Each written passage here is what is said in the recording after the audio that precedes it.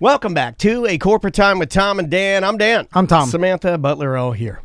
So we talked to Simone a while back. Yeah. And we had Chris and his dad and Simone in talking about their training and their Ironman training before this actual race. Yeah, and if you guys don't know, he's a young man named Chris Nikic, and he has Down syndrome. Yep. And he and his father, and Simone is better at telling this, and I will let her, but they kind of formulated this master plan of things that they wanted to try and accomplish. And then I'll just bring Simone up now. Simone, we haven't talked to you in a minute. Thanks so much for the time and coming on here as kind of the representative to talk to us a little bit about what Chris and his dad, and namely Chris, but Dad is there to kind of help organize things, what they were able to accomplish this last weekend. Yeah, my pleasure to join you guys. Thanks for having me. No problem. Now, Simone, I liked what we were doing before, which was leave you on hold, and then we tell the story. I started doing it.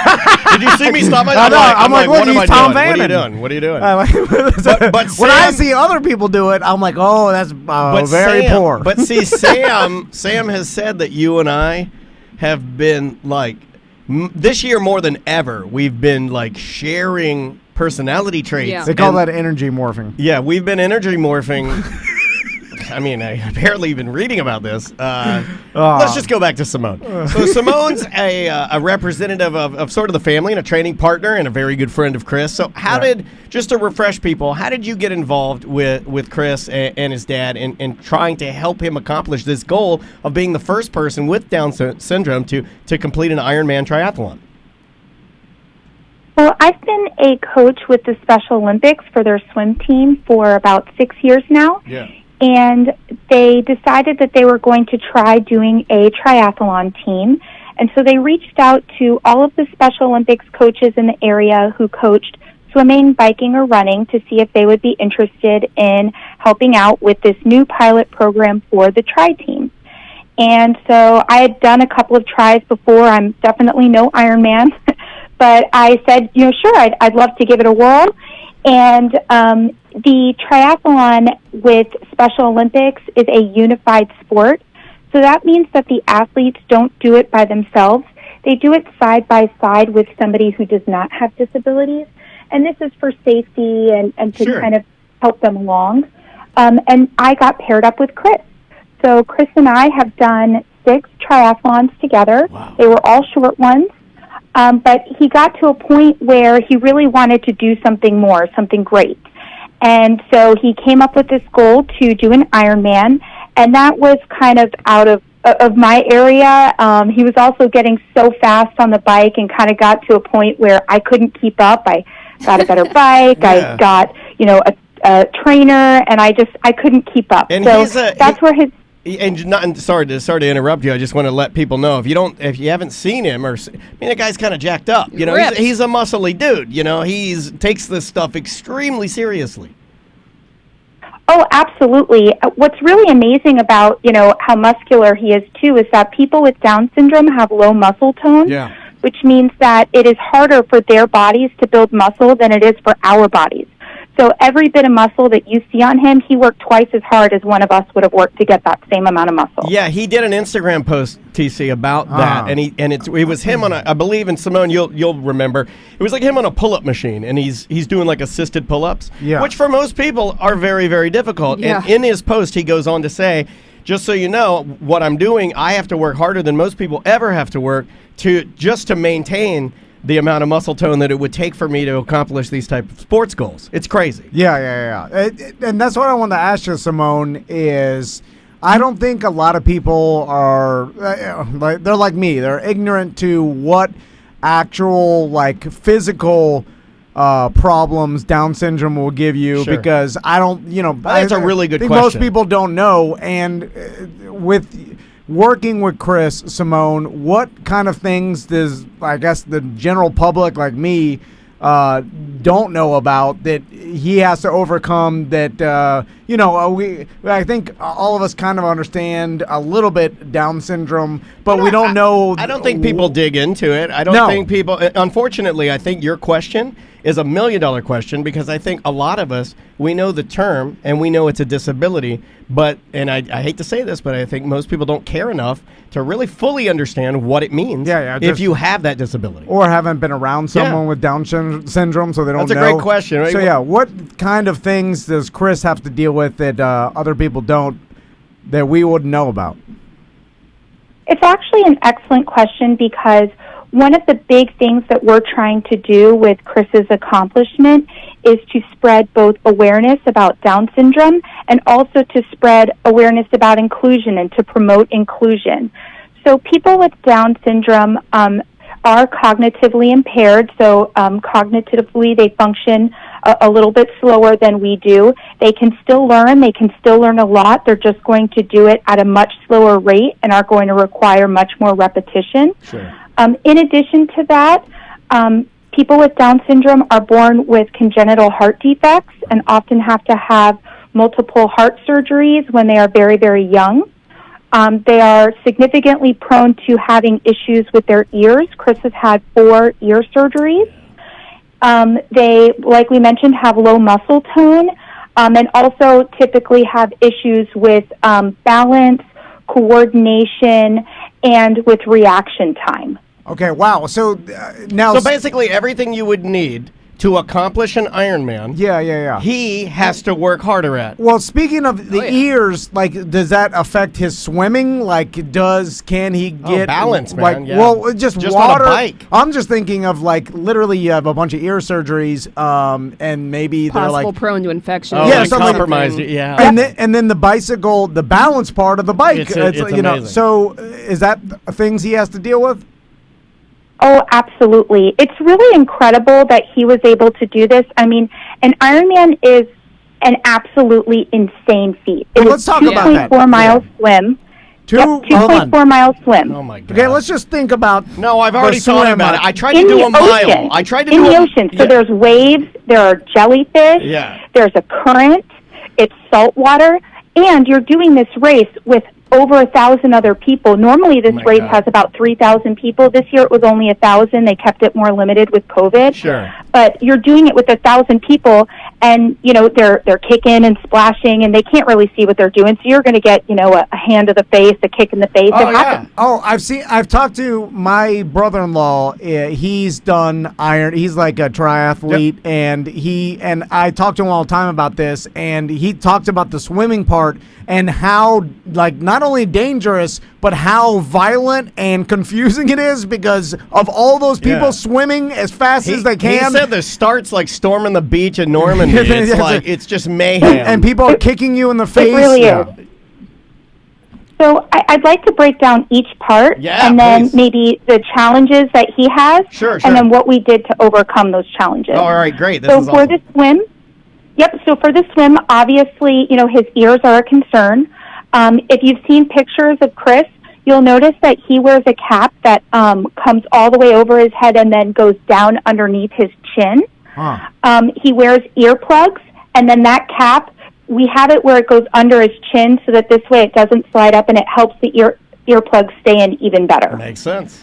Additionally, his guide who did the race with him, Dan Grebe, was tethered to him during the swim.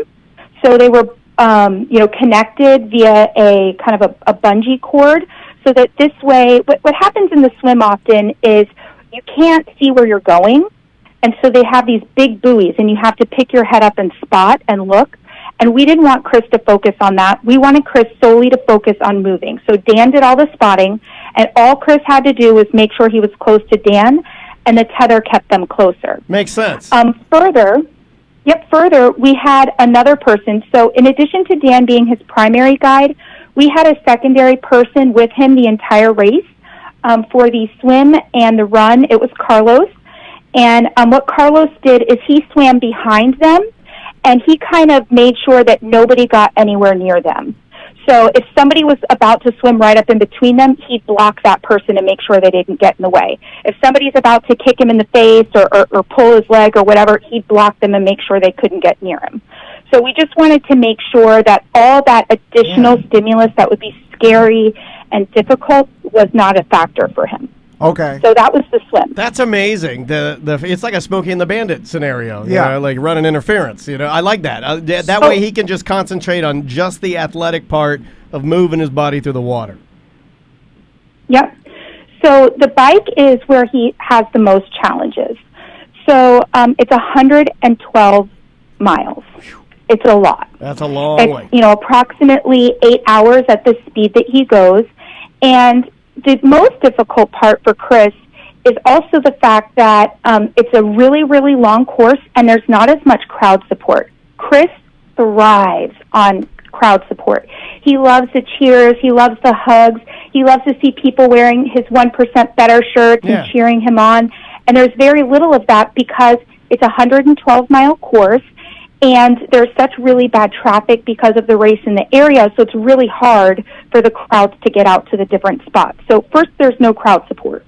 The next issue is that because Chris has difficulty with balance and coordination, he cannot ride a bike that has those like curved handles where he can get way down low.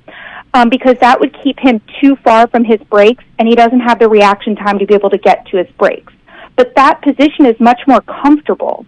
And so he's upright in a more uncomfortable position, and that's the only position he can stay in for the whole ride. And then he also does not have the ability to get water or get like gels or any kind of nutrition because it's just too much coordination. It's too hard to reach down, get it. And so we actually had to stop I believe they did every 35 to 45 minutes. They had to stop, get off the bike, drink a bunch of water or, hydration liquids, whatever, take a gel and then get back on. And I mean, if you can imagine if you're going really, really hard as you possibly can, to have to come to a complete stop, get off your bike, it's really hard then to get back on and get back going. The bike is definitely very challenging. It's a momentum killer. I just lay down. It's a momentum killer for sure. And I know Sam will back me up on this. Like when I drop my water bottle on the Peloton, I almost fall off. You know what I mean? Like it's like on a stationary spin bike, it's hard enough to drink while you're riding it, let alone to balance yourself as you're going down the road. Simone, just talking to my brother-in-law about this, he tells me all the time, it's all about getting into a rhythm when you run or cycle or swim. Like you find yourself in these rhythms and then just sticking in that rhythm It's that you're almost comfortable with meditation at that point. and your heart rate and stuff. So for him to have to stop because he literally has to get the nutrition and get the water and hydration he needs and start again is actually harder by far than the other racers that get into that momentum and that rhythm and just keep on going. So that's amazing that he's actually making it harder technically than everybody else because he has to. And I saw his special bike. He has and I believe maybe the handlebars have been altered in a way so he can continue to ride. But the most remarkable thing, and I don't know if this is what you were going to talk about, but I've wrecked on my bike before, and I noticed that one of his knees was banged up pretty bad. And anybody who's laid down a road bike before, especially when you're trying to haul ass in a race or really ride, it is not fun. It is super scary. Now, did he lay it down early on in the bike? He did. Wow. He did. So it was really, it was heartbreaking to hear the news, but he did so fantastic. So what happened is right around mile 25, they stopped to get a nutrition break. And, they're drinking water, they're eating, and his coaches look down, and his feet are covered in ants. Apparently when he had stopped in an ant pile. No. So they freak out, they quick stop, they get him out of the pile, they rip off his socks and his shoes, and then they took all their water, all their hydration, and poured it all over his feet. So now they've got no more hydration left. Oh my God. Unfortunately, remember I mentioned that for each part they had an additional coach in addition to his guide with him. So the additional coach during the bike was Jen, and so she went ahead and was able to go to the next aid station and refill all of their water bottles. Nice. But it was still a blow, and it took time, and thank God they just so happened to, in their little pouch, have an extra pair of dry socks. So now he's all covered in ant bites, and there's that time delay in that. And then he gets back on the bike, and about 10 minutes or so after that, he was going downhill. And downhill is the hardest part for Chris. And he started to get a little bit wobbly, and he fell over.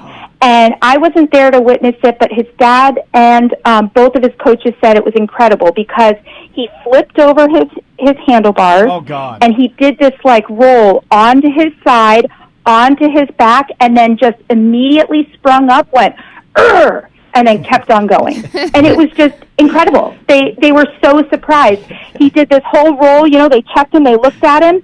He said, I feel fine, let's keep going. Like he sprung right up and was pumped and ready to continue. And when I saw him riding, I got to be honest with you, I welled up a little bit. I'm welling up a little bit right now. I'm looking on Instagram and I see the blood running down his leg and I'm like, oh God, and he's still powering on. It's dope, man. So cool. Simone, I want to talk about Chris's bike for a second because I've ridden a triathlete's bicycle. It's extremely hard, and it's different. Like if anybody's ever ridden like a competition triathlete's bicycle, it's not only smaller. Well, the idea of it weighing next to nothing is weird. It's weird to be sitting and riding on something hard. That's very light. It's hard, and I was like, I may not be able to ride this thing in the position. So, and the reason it's like that because it gets smaller and more sleek and more professional and compact. Aerodynamic. Because the only way to do that amount of miles is on a bicycle like this, and so with Chris and with his limited bicycle riding skills and him getting past that, I'm imagining that even modifying the bike to a way that makes it comfortable from him makes it harder than the rest of the competitors for the bike ride itself. So let's talk about that. Like, how hard is the bike or the biking portion the hardest for Chris by far? Absolutely. It is definitely the hardest part. So when Chris first started riding and when he did his first shorter triathlon with me, he was on a mountain bike. Mountain bikes are big, they're heavy, they're a lot harder to get through these kinds of courses, but that's what he was physically able to ride at the time. And with time, he has improved a lot more. He is currently on a road bike. It is not a tri-bike. So a tri-bike would be a lot more sleek, a lot lighter, and would have some additional features like in the handlebars and things like that. But those are things that he couldn't handle. It would make it too difficult for him.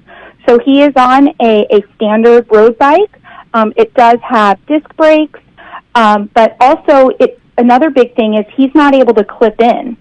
So, he did that all without being able to clip in. That's crazy. Which adds some additional strength. And Simone, she said to add additional strength. For those of you who don't know, if you're not clipped in, you're losing a little less than 50% of your power because that's your upstroke. Yeah. If you can't pull up so and do big circles, you're not going to get full power. That's how those guys are able to go like mega fast.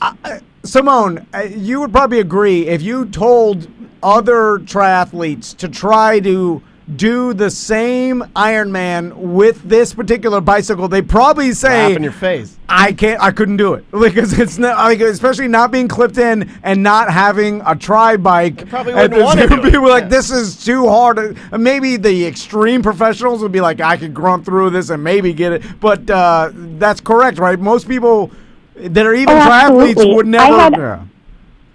I had people at the race come up to me and say, whoa, why is he riding that bike? Did he really stay up that way the whole time?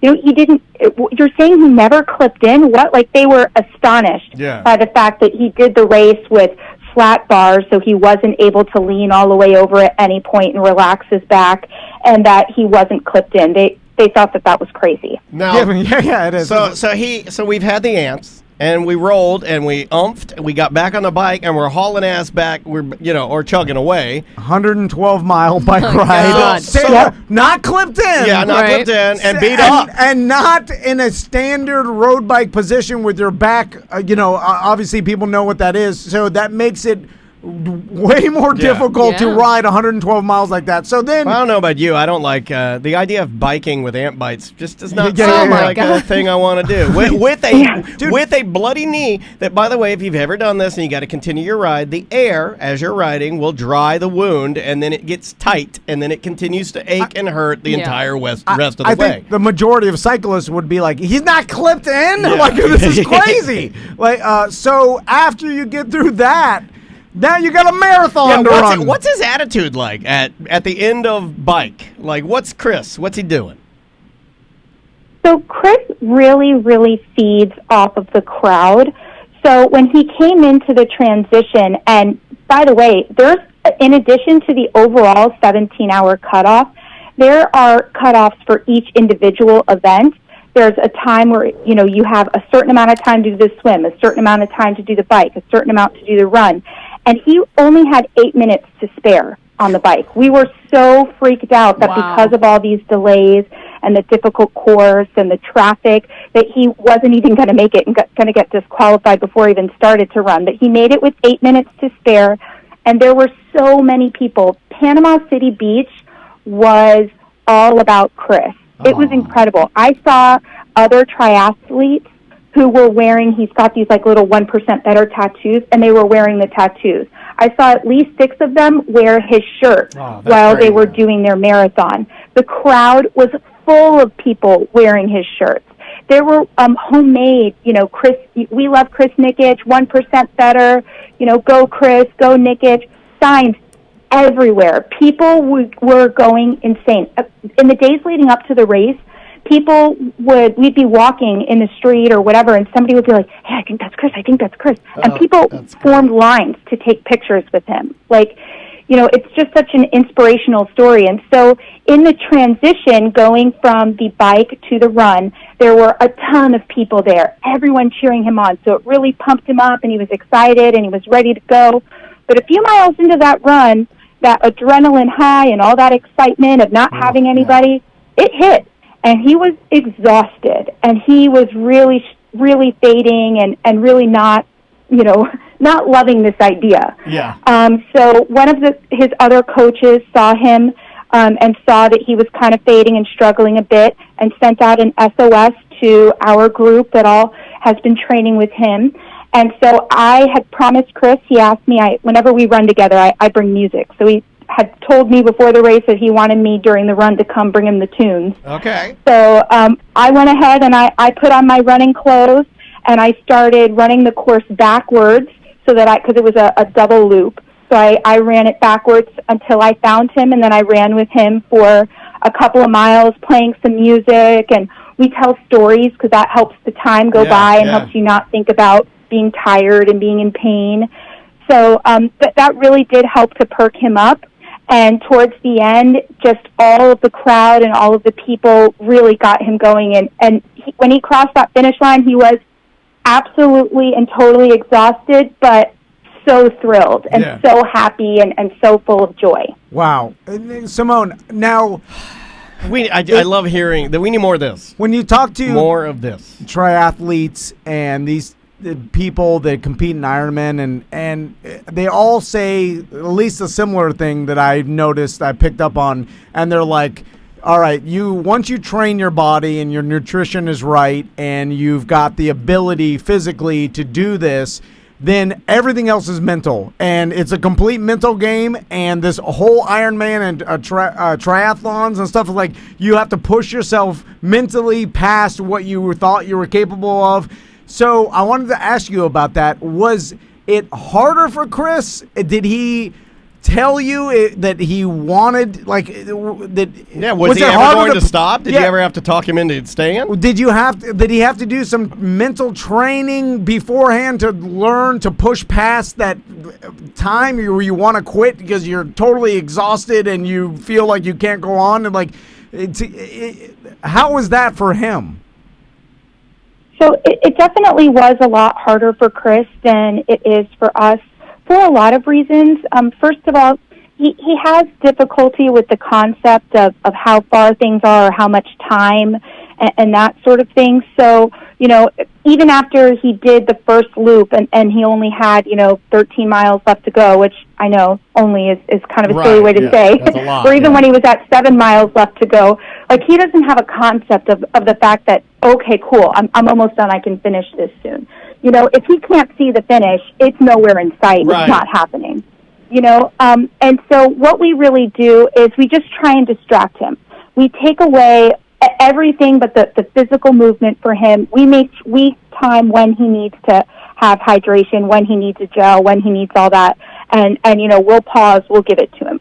We time, make sure that we keep track of what his pace needs to be, and his guide, make sure that he stays at that pace. But the rest of it is just all about distracting him and about getting him away from thinking about it. And honestly, it's the same for all of us. I run in a runner's club because when I run with friends and we're chit-chatting, whatever, it all goes by way faster. Yeah. So we would talk, we would tell stories, we would tell jokes, we'd have music, and even simple things would really help him, like counting cones. We said, okay, we're going to count 15 cones, and after we see 15 cones, then we'll take a walk break. And then he comes back alive because he's paying attention. He's got to turn his brain back on. He's like, okay, 1, 2, 3, and then he's right around cone 14, and he sees cone 15, and he perks up and speeds up a little bit because he knows once he gets there, he'll take a walk break. Yeah, so just make it fun. It's really all about distraction. Yeah. Simone, I'm curious, anytime you're the first person to do something in the world, which is an incredible feat, first off, that rarely anybody ever gets to experience. I don't know many people that have a one-off. Chris is I've never met anybody. He's like one person that I've met that I consider a friend of our show that has done something like for the first time ever. I may be the first person to ever jump a monster truck on a Vespa scooter. I'm just that's one thing. I was so proud of this interview until right now. Now it's tainted. Yeah, now it's ruined. The whole thing's ruined. You brought it up. If only You brought it up. You never have been the first person. I'm just saying. If only you could be 1% better on the show. Just one. I'm not asking much. Every day, just try a little harder. So, Simone, anytime you're the first person to do something, I'm sure you've talked to other people, or people have come out and said, like, hey, this might be dangerous for Chris, or hey, there's a reason why. You mean naysayers? Or, yeah. So, I mean, there's a reason. Trying to talk you out of it. Yeah, because people with disabilities, don't let them do anything fun. Lock them away and don't talk about it. Or, I mean, there's a reason why Chris is the first person to ever do this. It's obviously an insanely hard thing to do. Yeah, but his dad's pretty rad, and his support staff's pretty awesome. I mean, he's got Simone. He's got Carlos. He's got his dad. I mean, the other trainer, I'm blanking on his name. Chris's team is unbelievable. Yeah, I mean, the fact that you guys, give is of 100% with the support is amazing. I mean, 100% of what you have to him is just it's unbelievable. What he and you all have accomplished is awesome. But yeah, were there people that came out and said, like, hey, this could be dangerous for him, or you shouldn't do this? There's a reason why people with Down syndrome have people with Down syndrome ever tried an Ironman before and didn't finish? Nope, he's the first person to even register. That's crazy. Wow.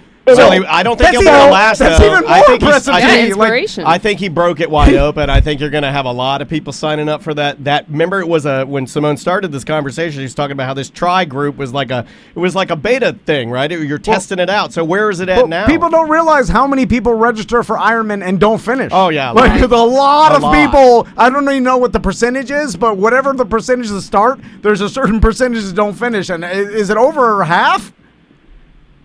It's a lot. So, Chris really, the awesome keys to his success here were, first of all, his 1% better methodology. So his dad came up with this idea that every day we're just going to try and get 1% better, because 1% is manageable. It's a nice little bite size, but over time, 1% really adds up. So he came up with this goal a year ago. At that time, he had done an Olympic distance triathlon, which is significantly shorter, and he came in dead last. And they came up with this idea of wanting to do an Ironman and wanting to do more, but it was so huge. And so his dad said, well, you know what? Let's put the goal in 1 year, and let's just get 1% better every day. So that was a big key to the success, was slowly getting his way there and slowly building it up. The other huge part of the success was inclusion. So the Central Florida Tri Club is amazing, and they have really opened the doors. They all love Chris. So many members of the club who weren't even doing the race drove up to Panama City so that they can go and cheer him on and see him. Dan and Jen and Carlos, his guides, they're all members of the club, and they've been training with him this whole year, doing hours and hours, doing 8-hour bike rides on a Saturday morning, and then the next day a 20-mile run, on the Sunday. So they've been working with him this whole year really hard, and really just the inclusive environment and being around all these Ironmen who can then support him and help him through it, as well as taking it one bite at a time, 1% better, is really the key to the success here. It's awesome. So, Simone, what's up next for Chris? I mean, obviously, he's gotten a lot of recognition from this. He's been on the Today Show and on all national news. It's a big deal now. I love it. And so, is he going to take this and run with it and try to do other Ironman competitions and other things? And, I mean, does he want to kind of be an ambassador? Because he's kind of turning into that. Yeah.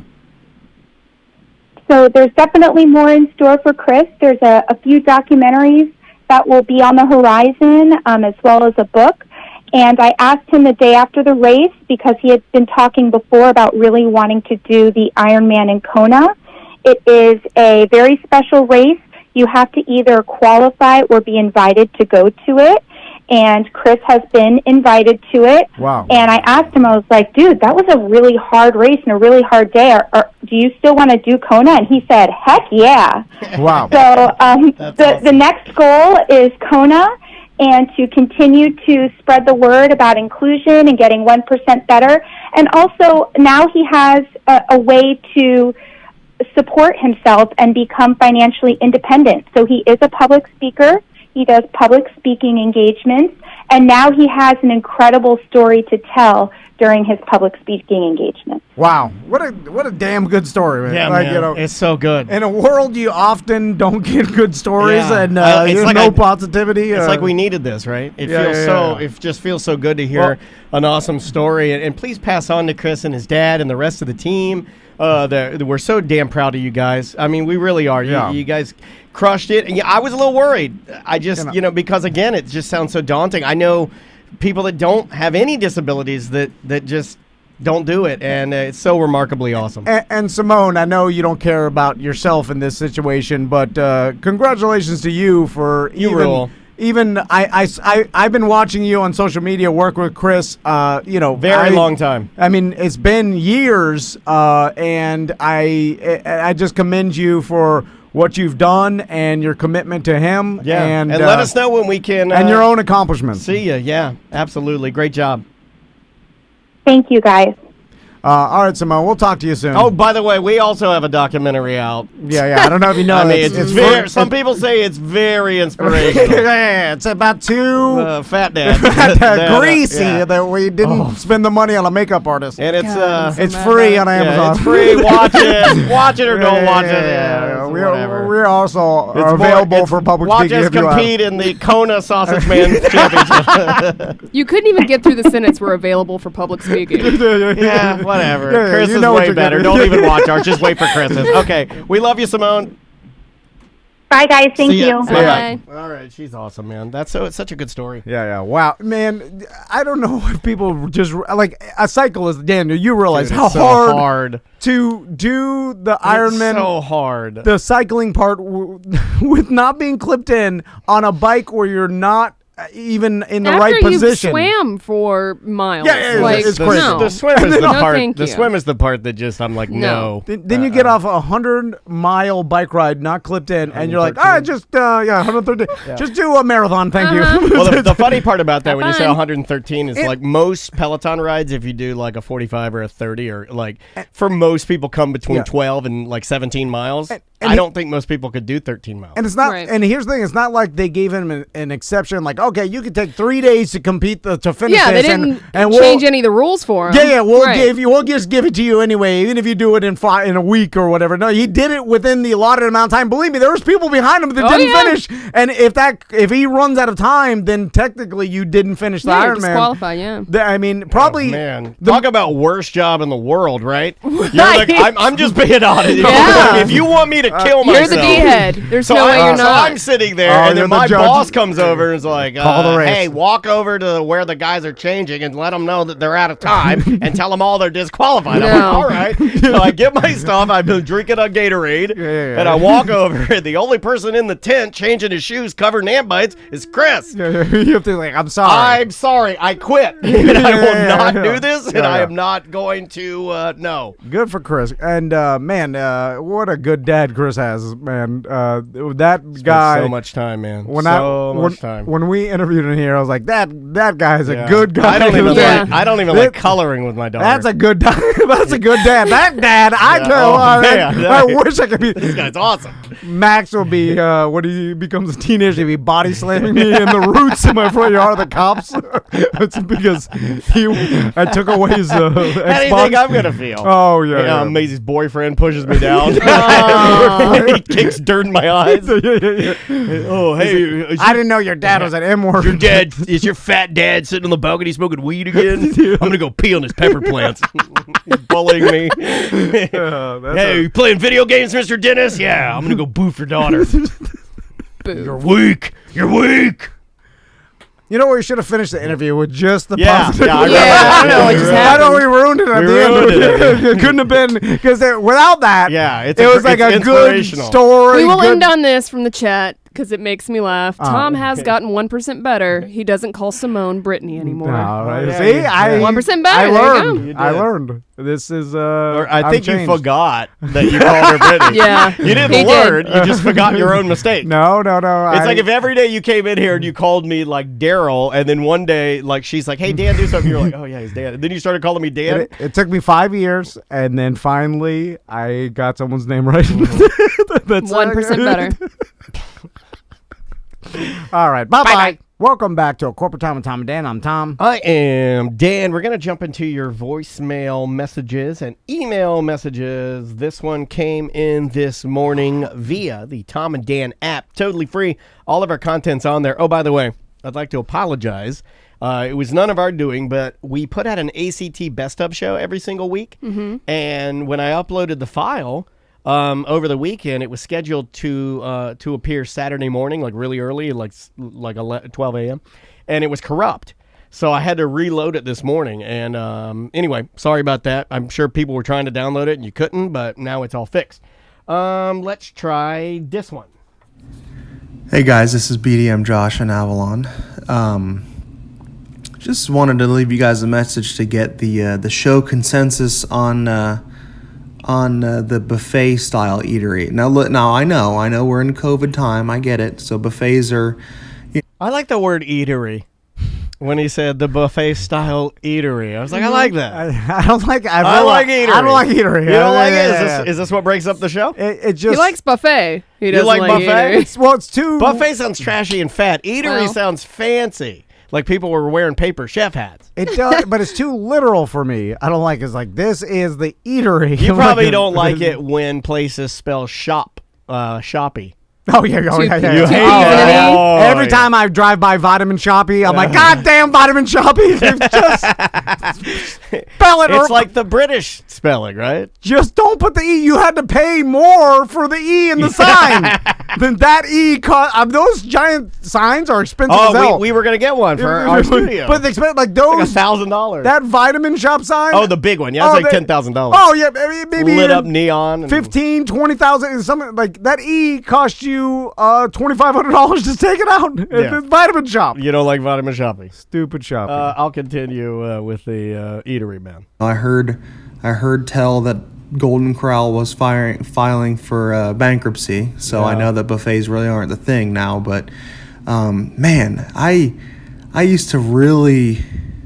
I used to really tear up a good buffet, man. Cece's Pizza, Golden Corral, the old school Pizza Hut lunch buffet, any of those hibachi buffet places. I love that shit.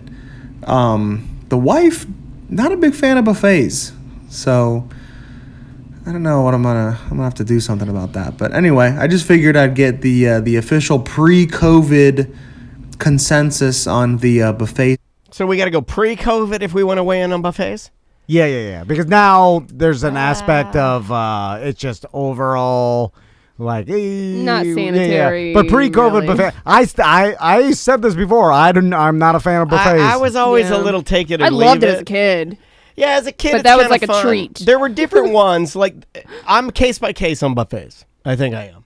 Like Crazy Buffet that used to be in Altamont, where they had the Asian pianist who played a big, I never crazy went there. white piano with like disco balls, and then they had every type of food you could imagine: sushi, Yeah. pizza, spaghetti, hibachi, fried shrimp. It was like being at every restaurant. yeah. That was kind of fun because it was crazy, and it was called Crazy Buffet. It was a fun novelty lunch to go to. You'd have a couple beers. It was silly, right? I was okay with that.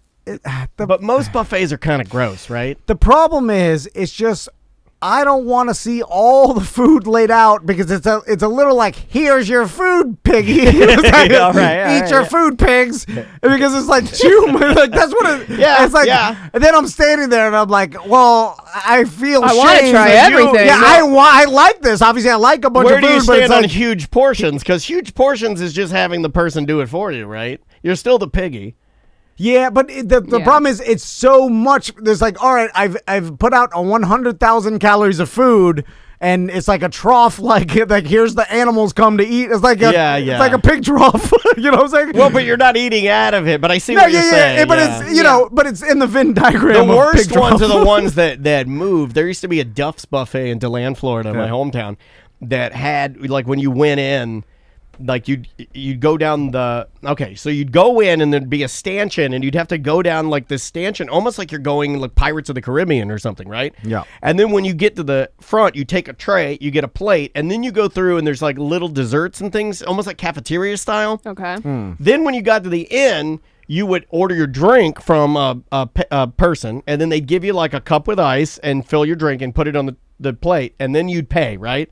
Then you go, and then there was this weird, it almost looked like a spaceship in the middle, and it was a circle, and they put all the food in the circle, and it would revolve. yeah. It was a big, like a Revolving trough. Huge, yeah, it was a revolve trough. It was a travolve. Yeah. And it would circle, and the bottom of it was like a people mover, and the top had all the food in it. And you would stand, and the thing would swivel around you, and you'd just wait for the shrimp to come back by. You know, it's very odd. Here's another problem with buffets is that I can't make the adult decision of what I want to eat. So then I end up with walking through the buffet, and I'm like, oh, I want a square of lasagna. And then I'm like, oh, I want some fried cod. And then put that.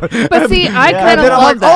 oh, I want some but fried Sometimes rice. you're like, I want fried chicken and spaghetti. Yeah, but I don't want my cod touching my lasagna. But then I got a you pile. gotta go back for a second I plate got for that. spaghetti and cod. I don't like it all mixed. And then I got green beans, and I got some mashed potatoes, and then a fried rice. It's Yeah. like, what is it? It's like, no, that ruined it. I did too much. Well, it's really just calories at that point, right? It's Yeah, just it's- like fat and salt. Just shove it in your mouth. And it's the cheapest of all because it's a buffet, so Yeah. they have to make it cheap. So now I just got a bunch of cod and spaghetti, and then I'm like disgusted at myself because I'm like, why couldn't I have the discipline to just stick with one genre? Well, the worst part to me of these buffets, and this happened at Crazy Buffet, and it was the only drawback, is the restaurant was immense. I mean, the restaurant was 12,000 square feet. Yeah. It was the biggest restaurant I'd ever been in. And you'd be sitting there eating, and then you'd like take a bite of your cod, but maybe the cod had it's been sitting there for a little while. So then you would just put the plate back, not eat it, so you're wasting it at that point. So then you'd get a tray of all wasted food, and then you just set that on an empty table, right, next to you where nobody's sitting. And then these worker bees swirl around picking up your trash receptacles, picking up your empty troughs. It is kind of gross now that you mention it. I'm sorry. They've and always I don't been want to shame people here, but I call this the Chuck E. Cheese effect.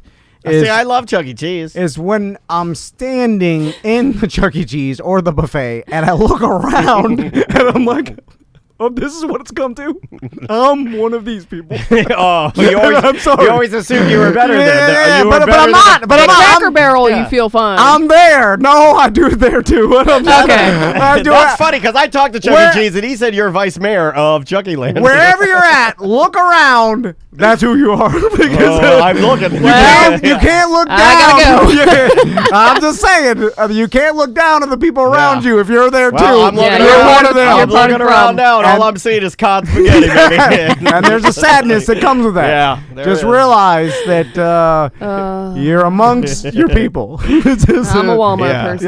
Yeah, that'll all go away. Buffets will Yeah. all go away. Yeah, I It's can't not- imagine they survive. But I don't think they'll ever go away completely. Sweet tomatoes is all gone. Now, Maisie, my daughter, is literally beside herself. Every time we drive by Sweet Tomatoes, she's like, are they ever going to reopen? I'm like, no, baby, I don't think so. And then you have your like theme park buffets too, because a lot of those restaurants, Ohana? yeah. Oh yeah, that's I feel like the Or, like- theme park buffets are the worst because they've really they changed They're it. a little more they cut corners. structured though. Yeah, they than, changed it. than Now- your Golden Corral or whatever. Now what they do, at least the one that got canceled for us, we had a character breakfast buffet. Right.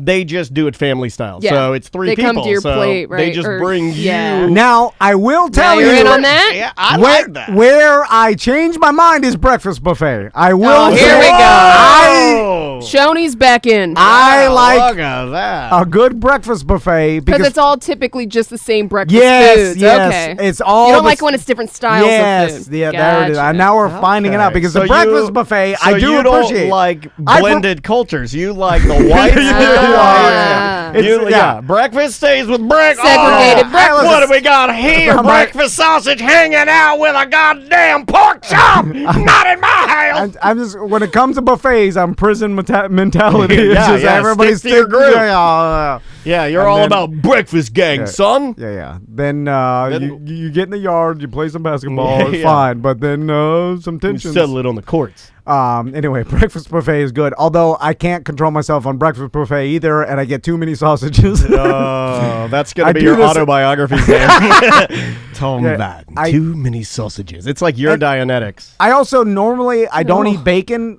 just because it's so delicious. I'm like, this is going to be bad for me because I can't just be eating bacon. It's the only food You Maisie can't grab eats. just like a few strips? That's the problem. In It's the the only buffet, food Maisie eats. Maisie eats bacon every day. I take the tongs, and it's hard to get a sensible amount of bacon with tongs. I don't think No, so. I get because- too yeah, much. because it's floppy bacon. Floppy bacon sticks together. Yeah, if it's yeah. crispy, it won't Yeah, stick yeah. together. I get a stuck together wad of No, bacon. I hate that. And It's I'm like, crazy. God. how many strips are this? and then It's you, like, gotta, I you would- try to shake them It's a off. wallet. I wouldn't eat 8 strips of bacon normally, but in the buffet, I had to get the wad, Yeah. and I'm not like peeling it and putting it back. Well, they're not. They're Like, not even- You have preserving to the eat it shape. all. They're not preserving the shape of the bacon. Those people are taking that bacon off of its cooked and not cooked crispy. Then they're taking floppy bacon. They're putting it in the stand where where you're putting it to hold it, and then it turns into a ball of bacon, and then you can't separate. Yes. How do you feel pressure to finish everything on your plate at a buffet No. before you go back and get something else? No. Or are you cool with leaving I like don't go- half a plate? I don't go back. You never go back. No, because I have my wife go back for me, yeah. and then I'm I- like, "You do it. They'll think you're fat."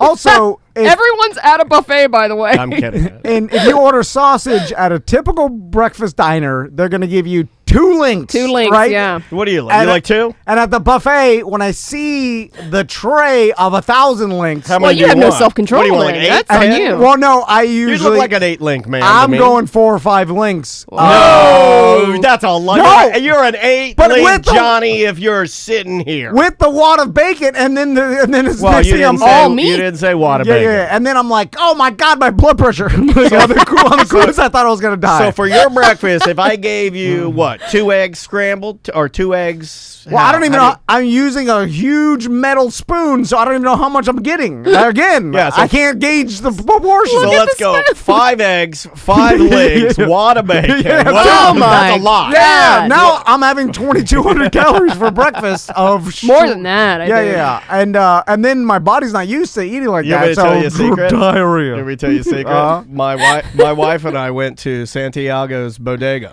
Oh, I want to go there so for bad. their brunch, and they Oh, yeah. have Expensive. they have a candied bacon that I believe Oh, they yeah. make it in house. Yeah, thick. and they did a brunch, and this is pre Maisie, and we got hammer drunk on like Bellinis. Yeah. Both of us. And I ate 12 pieces of candied bacon. Andrea ate 8, and we had to lay in her old car with the seats back until we sobered up so we could drive home. yeah. Then we went home, made love, conceived Maisie. Oh, Wow, We that's why traced she it loves back. bacon so we much. traced it back. Yeah, And Andrea's convinced that we conceived her after Santiago's Bodega. The candied bacon we got.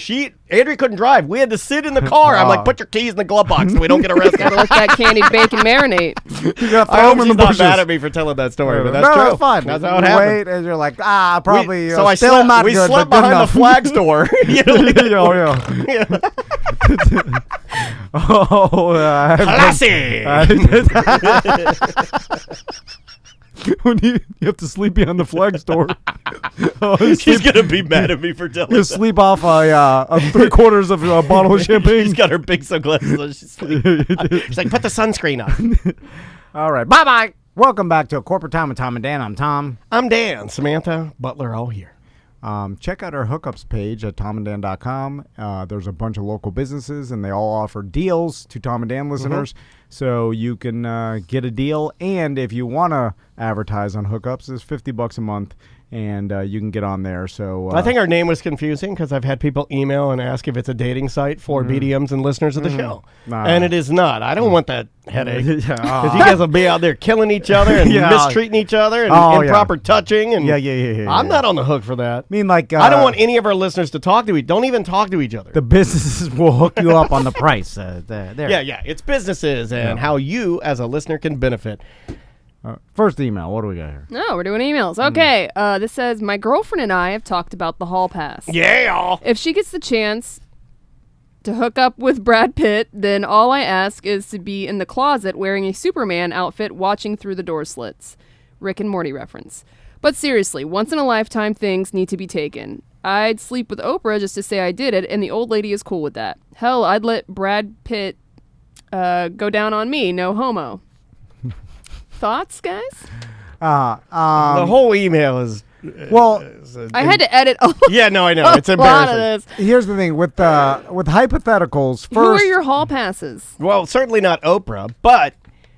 But it would be pretty cool to say you did that. I wouldn't be opposed to it. I think she's a very attractive woman. people should make their hall passes more achievable and more realistic. Like But that's why it's a hall pass. Because it's probably not achievable. No, but Tom is my hall pass, and Andrea knows that. What do you mean? You're my hall pass. Oh, for me and you? Yeah. Okay. If any time during this, business relationship that we have, it turns into something that it turns sexual. into something a little more romantic, where it's like next thing you know, we're up there just mending some fences, and you get in my tent because a horrible rainstorm comes, and you want to stay warm, and the next thing you know, you're pulling down my jeans very aggressively. Yeah.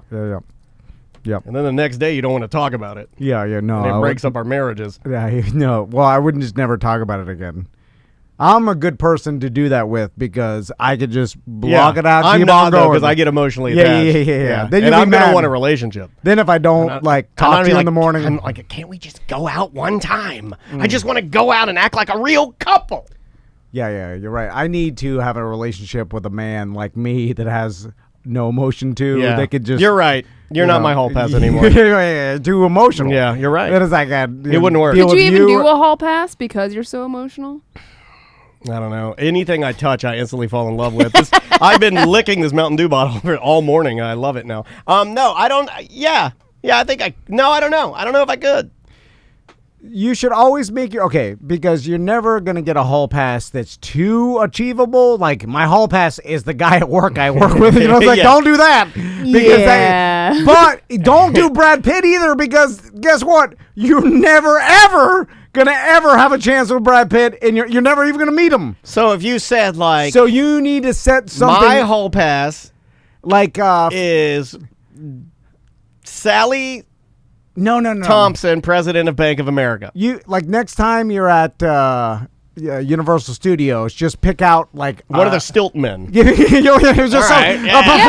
that's pretty achievable too, I feel like. Yes, but it has the air of maybe because they're a performer, they're like a little celebrity. But it's like you try to get the most achievable celebrity that your significant other will agree upon, and then at least there's a 0.001% chance instead of a 0, because Brad Pitt is 0. Related, unrelated, the people that are on the stilts at Universal Studios, 100% when they take those things home to practice, they walk around their homes naked with the stilts on, right?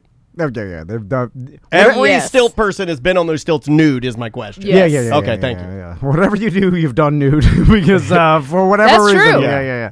Have you guys recorded nude? Oh yeah, in here. Yeah. That's what started the Yeah, relationship. yeah, that's how we got to the whole. Oh, you guys yeah, are making jokes. yeah, I've yeah. done it. What? I've recorded a whole show nude before. fully nude. What Yes. show? No, My you show. had panties on. Semantics. You had panties on. No, it's just me and my husband. Was he nude? No, So you're just sitting there. he was in his undies though. and you had your bare butt in the chair. my chair. What Not even show a was it? towel. Which episode? I don't know. I'd have to. Why you want to go listen to something? Can you hear my nudity? Yeah, I'm like, I hear it. I hear it. I think her boobs brushed against the I microphone. hear it. I He's don't not know. listen- trust me, he ain't listening for boobs. What did you talk about? It was like a 90s My husband did song? make a comment about it. But that was it. It wasn't the whole thing. It was No, like, because he's married to me. He sees me nude all the time. No, well, You're creeping. no, I'm not creeping. Yeah. No, but You're asking too many questions. no, I want to know because as a fellow talk show host, I want to know if was it. What did it feel like? No. Maybe we should try that around You know, it was here. more Was it freeing. talked about on the show? Like, hey, I'm doing the show nude and this is weird or whatever. Or did you just do it? I just did it. Yeah. Just for. Did you even reference your nude on the show? My husband did, yeah. Okay. But it was like a passing comment. We didn't spend time on it. Like I said, it's pretty. I mean, it's not abnormal for him to see me nude. No, but it's abnormal to do a show, It a would be weird podcast to do a nude, podcast right? I've nude. never heard of it. Especially the I'm bottoms. around my house. Especially I bottoms know. out. I've listened to a lot of podcasts from a lot of different I people. bet some of them are nude. I don't. Yeah, they've but never here's referenced the- being nude. Okay, here's the problem. They don't have to reference it. but it'd be a weird thing to do. I do think that if you're going to sit in a chair, you should have on pants protectors because everybody down there, I don't care who you are, there's a little bit of moisture, and you don't want that on your furniture. You should put your panties on. I just think you would have talked about it more. Why? because Well, it you would can't seem see like it. They don't do a video component. I know, but it's just it would be the novelty that would be weird to me. Like, for instance, if I was just doing a show from my house, like with my wife, and I was doing it nude, I think Well, you guys are freaky like that. Your whole house looks like. That's true. I just bring it up the whole show. I'd be like, "This is weird being nude," you know. No, you wouldn't. You're into it. No. I feel like you and your wife are nude a lot, and No. that you've been launching these flares to throw us off the scent of how But incredibly we know he freaky runs. you guys He are. runs outside nude. We know Yeah, that. and you wear No, tiny that's shorts. to fix my gutters. Your wife wears. She swims nude. We Yeah. saw her bathing suit next to the pool. Yeah. No, we she, saw that. She gets changed outside. She doesn't swim nude. She has Swimming though. nude is fun. I feel like I go fast. Yeah. I haven't swam nude that much in my backyard, only because my kids are around, and then I feel like I'm gonna get an uncomfortable bee, and then like what am I? I can't explain that off, you know. Oh my god, you're almost 40 years old. You get an uncomfortable bee. Well, yeah, No, I mean, you don't. If his wife's swimming around nude. well, if I'm No. nude in the pool, what if I like, you know, I'm just not What used if to it. What? If I a get it. dog bounty hunter knocks your fence down, you have to defend your family. No, you get a random bee, and then I don't want the. Do you get random bees? Sometimes, yeah. I mean, not Now that much I'm weirded anymore. out. Not when I'm walking. I don't get a random bee when I'm doing it. Like you're swimming in a pool, it's like, "Bow." No, that doesn't. Nah. Well, if you're nude, I feel like the water and the way Cold. it dances with your, you know what I'm saying? Oh It's my just, god. My God. It's just a different Dancing. feeling, and I'm. Slow dancing in a burning room. I feel like you would get a random bee just because of the how You guys new it are is. Weirdos, man. No, I'm just saying. He is sexual deviant. It's like you know, it's just the wind blows on it wrong, and you get a bee sometimes. It just happens. I get a. How dare you? That's John Anderson. Florida's greatest gift is John Anderson. What was the Who's email also? question? You guys all know that John Hall Anderson passes. is a BDM member. Who? The country singer John Anderson that sings Seminole Wind. No. and- I've never been prouder. Just the swinging, that guy. So we should do another email or a voicemail. Yeah, I got a voicemail. Let's Okay. try this one. This guy's agreeing with you. Hey, it's Jalen. I agree with Tom about the fancy underpants. It's worth it. And I'll go a step further. Get you a pair that has the horizontal fly. It changed my life. I used to never use the fly. I just pull my underpants down with my thumb, stretch out the waistband, wear them out real quick. That horizontal fly, you just hook that little flap, you pull it down, and your D pops right on out. Just boom. Thank you. I didn't Wait a even- minute. Horizontal fly. I've never seen that. I didn't know that was an I don't option. know what that is. Yeah. Hey, it's Jalen.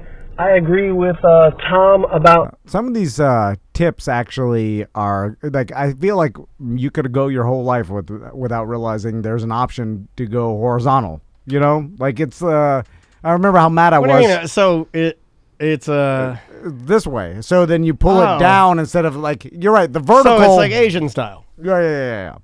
So I was so mad when I realized that you can get like a sedation during your vasectomy, and they give you basically they put you to like at a twilight sleep, like you're getting your wisdom teeth taken out. And I was mad that I didn't even realize that was an option, because I didn't go with that, and it was painful, and I was like, I want to be put to sleep. Can I get that from like my house just to play around with and sedate myself?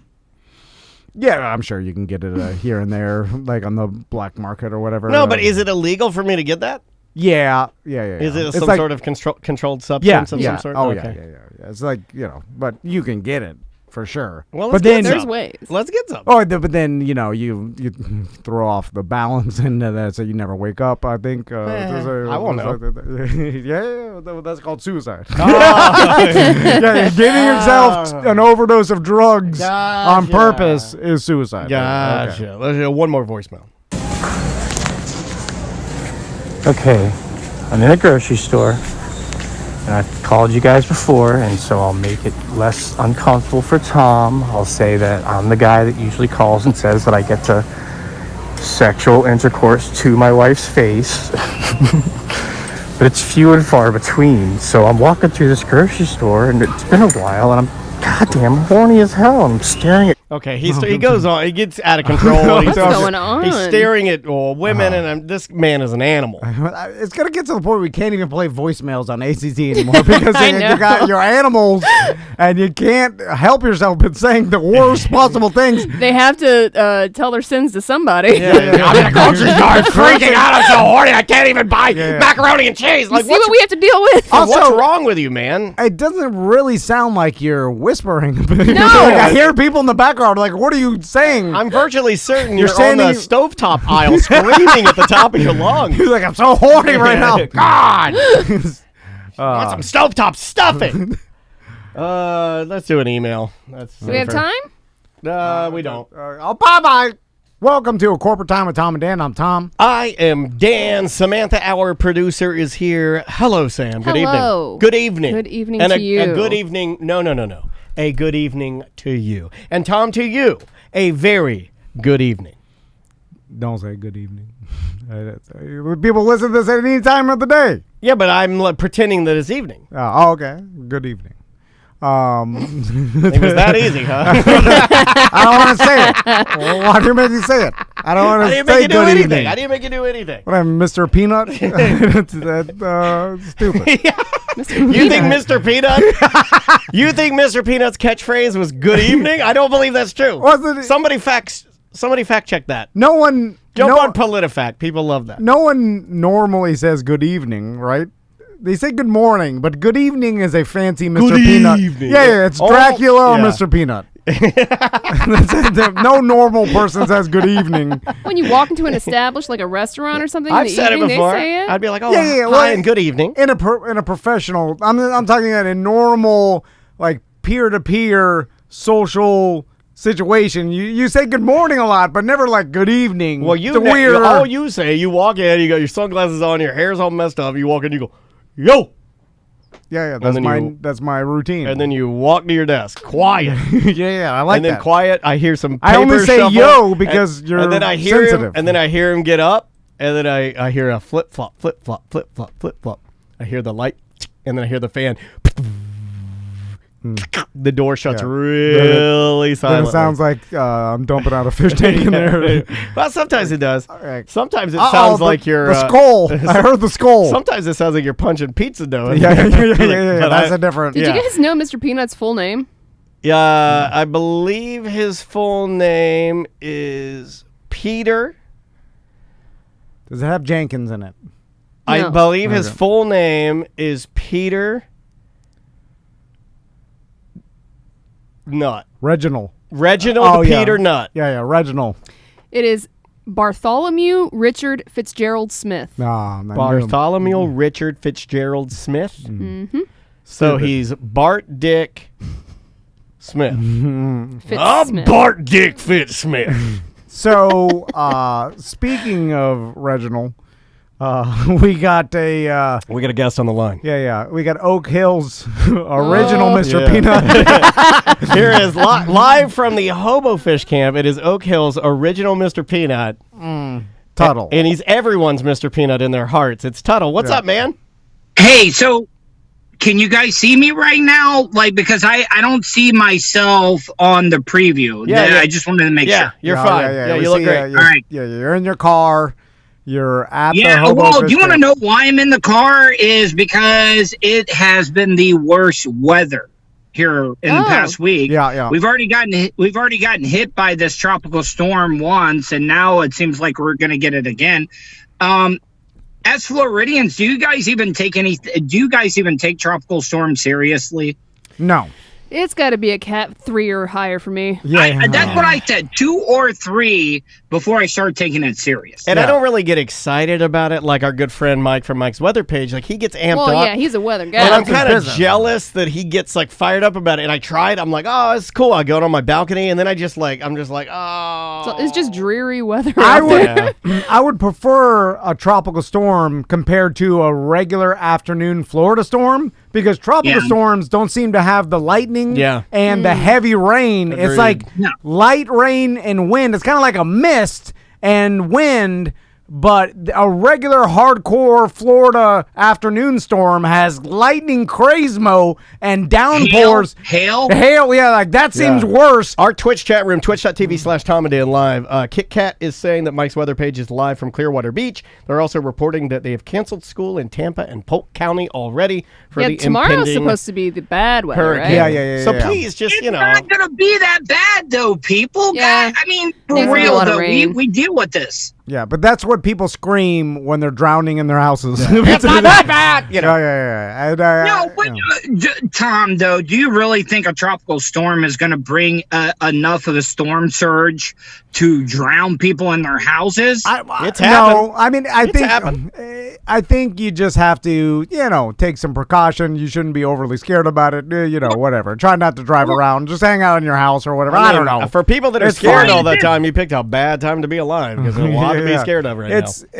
Is it gonna? Or is this just a case of we're all coronavirused out right now, and we're looking for the next big news story, even though that it's a tropical storm coming in, just to take your mind off of the pandemic? Yeah. I'm sure there's a lot that goes into, hey, something's happening. It's not, COVID and, not politics. All right, let's look at this.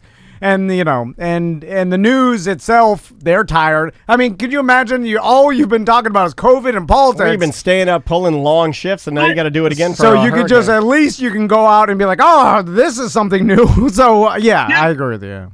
Now, Tom, when did you start at Real Radio? What year? God. I can't remember. 2003, 2004, like 2002? When? The end of 2003. So basically the beginning right at 04. So you were not around during when 9/11 happened at No. Real Radio, and Daniel was there. Daniel, it was like a month straight there at that place with that news story where we didn't even run any commercials at all. Really? I didn't know that. Yeah. No, I listened to that. Yeah, it was weird, For a month or just for that day? No, I for the mean, day. like a couple of weeks.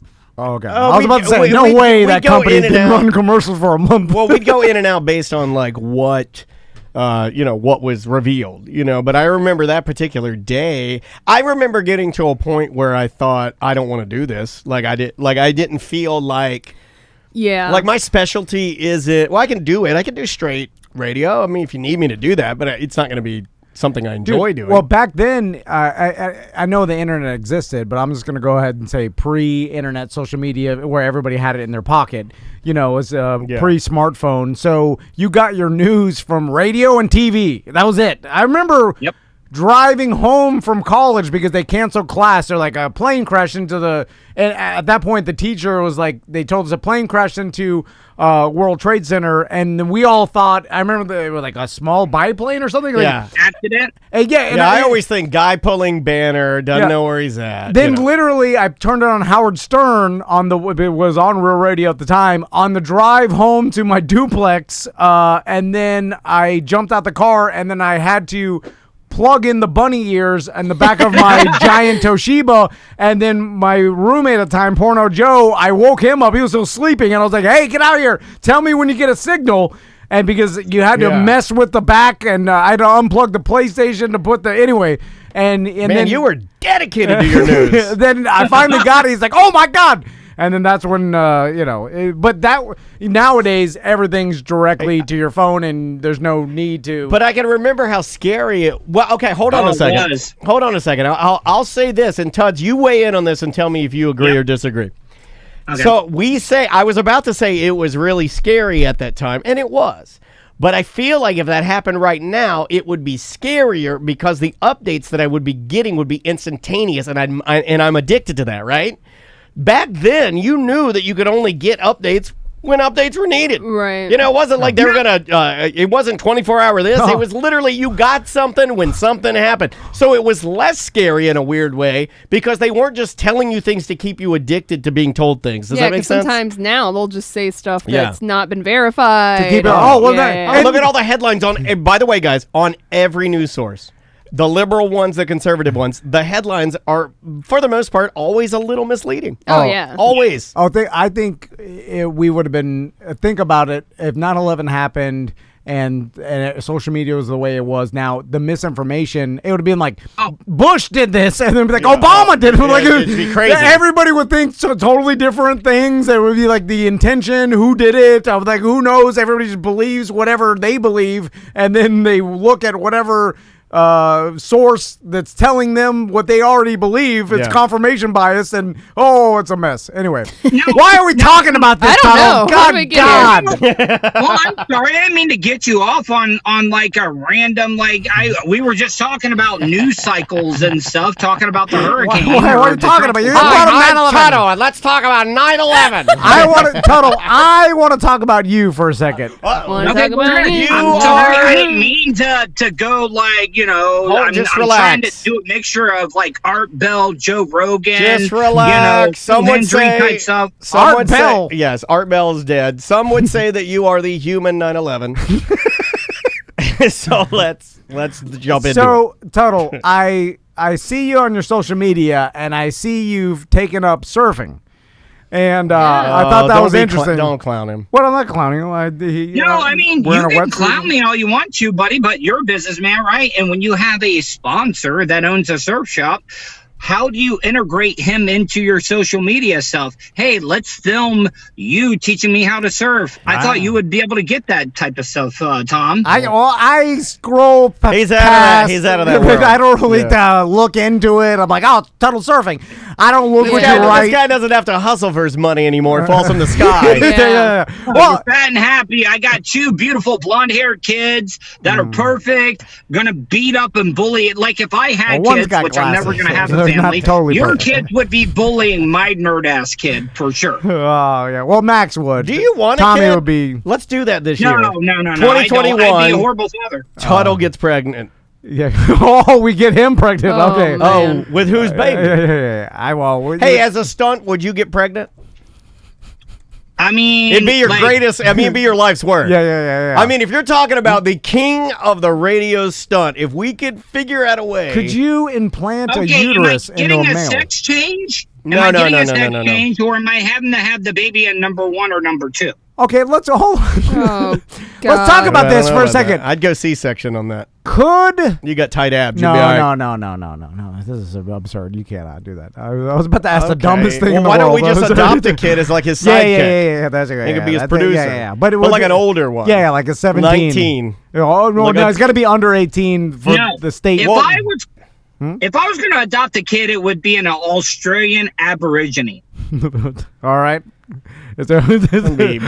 Because I want a kid that can play the didgeridoo for me. Butler every can do that month. for you. You got Butler. Yeah, Butler can play the didgeridoo. You want Dobson? You want to adopt Dobson? Yeah. Dobson, come play the didgeridoo. He doesn't have it here. Is Yeah, he bringing it in on Friday? I don't know. We're gonna ask him. Bring your due in Friday. Hey, Butler, get in here. You got 2 didgeridoos, right? 2 doos? Let's do. Let's Caught do. him mid snacking. Yeah, let's do. Hold on, let me put this camera on. Okay, Dobson, you're bringing in. Okay, on Hey, Friday, Dobson. you're gonna bring in both. Can you? I can bring them both, yeah. All right, we'll play them on the air. We will do our best. Okay. All right. Dobson, why does it take you so long to get to the microphone? When the guys call you, you got to be right on it, Dobson. Gotcha. Yeah, man. I mean, I like well, that. Tuttle, we don't run our business. We should. And We should. Because the We one, should run it like Bubba the Love Sponge. yeah. Go get in the I'd like to S sit. shack. I'd like to sit in a huge throne up top where the other people talking to me, I can't even see you. Like, I was Well, like, to be fair, you can't see us now. All I see is a little tuft of hair, or maybe a Bubba Army hat. Can I seriously ask you? You guys came into Bubba's show that day. I've never worked in a radio show where you cannot see the host during the show. I mean, Yeah. did you guys find it took me a while to get used to that? I got used to it. Yeah, well, Daniel's better than I. I was thrown off. I was freaking out the entire time because He was. Then it's another, and these guys. This is a talent, and it's really it just comes with reps, and it comes with doing it for just so long. talking by yourself, it's very hard. Well, when he started doing the show, it's probably what people experience sometimes when me and you go like too far or It's like off in a second tangent, nature, where yeah. you're just sitting back, you're like, what's happening? Is this an interview or are they doing the show and am I just watching? I don't know. That happens with every guest we have. Yeah, Tom. I know. Yeah, but Bubba Losman was doing it to me where I was like, what's happening? Is this the interview? And I think I was like- I don't know when to talk. And I don't think know. I was like, oh, he's doing the thing. I was 'cause you're used stunned. to it. Yeah. Yeah, and I think, and then being in that environment, like a dude that's talking is 12 feet above me, 30 feet down Yeah, the way, and I'm it in that is- gigantic dark. It's an Where aggressive. were you guys? The woodshed? It's an aggressive warehouse setup. It was like it's impressive. It's It like is. a 5,000 square foot warehouse. With I'm no like, windows. That's a And studio. And the black. the best part is that Covered there's the mold. warehouse, and then inside the warehouse is a concrete bunker. Yeah. And the concrete sounds bunker terrifying. is the It is, studio. and it is intimidating doing that show. But it's impressive. Like it's not. I mean, it'd be intimidating if you were being held captive there. But if you walk into it, you're like, oh wow, this is. Yeah. It's very grandiose. It's like Saddam Hussein's palace. You know, you walk in, you're like, holy crap. Again, terrible. It's opulent. Yeah. So, Tuttle, back to surfing. So, you got a surf sponsor. Who is it? It's Ocean Inlet Surf Shop right in Ponce Inlet. I And know Ocean Inlet, dude. I know that place. Yeah. Yeah, Ocean Inlet Surf Shop. They are a big sponsor of mine. That's awesome. And he actually took me fishing out on jet skis the other day, and we caught 4 redfish over 30 inches. Whoa. And I got to tell you, it's pretty intense. Daniel's been there before. That current that runs through the jetty, It's awesome. is so crazy. Well, that whole place is just neat. It's just fun. There's a reason why my dad wanted to go there every Friday until he died. It's Now- just fun, you know. Like it's just a cool spot. Now, Tuttle, I mean, I know a little bit about marketing and radio and podcast marketing. I've done fairly well in this Dabbled in area. it. So Okay, You're not spit it out, full-time Tom, yet. spit it out. I'm wondering if you have a lot of surfers in your audience, Tuttle, because I feel like Well, they surf those welfare checks. I mean- less surfboards, more white monster. Oh, Titusville champagne. Yeah. Okay, so what you're saying is let's just go for the main audience and screw everybody else. Let's forget about their money then. I thought you were a businessman, Tom. No, I'm just saying. I mean, you're a little less surf life, a little more salt life, murder. How? Dead teen in a hotel. All right, so you want to make fun of me? You know how many sponsorships back in the day that you had at Real Radio? Oh, he's a that I was whore. like, This why man- did Tom then? I'm not making fun of you. He was a whore. He was a sponsor whore, and he took them all. And I'm glad he did, because the only way he survived. Like Ed Nez aluminum. I mean, the only aluminum you were taking care of his stuff you were recycling or tearing off of people's That was his repo years. Leave him alone. He's a child. Yeah. It's, also, S&S Aluminum is a fine sponsor of the show Yeah, now. they are. It just took me to get into podcasting before I could afford an aluminum structure.